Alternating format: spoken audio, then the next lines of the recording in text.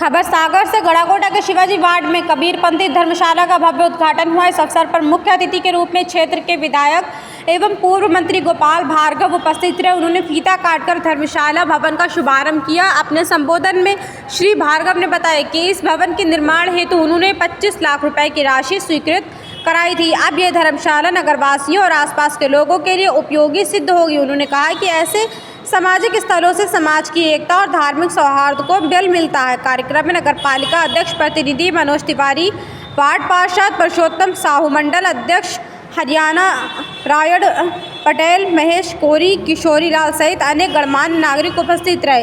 सागर से कपिल साहू की रिपोर्ट।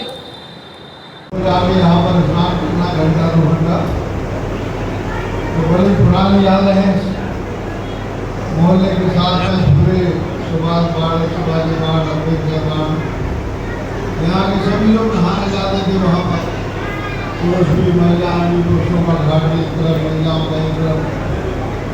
जब यहाँ आता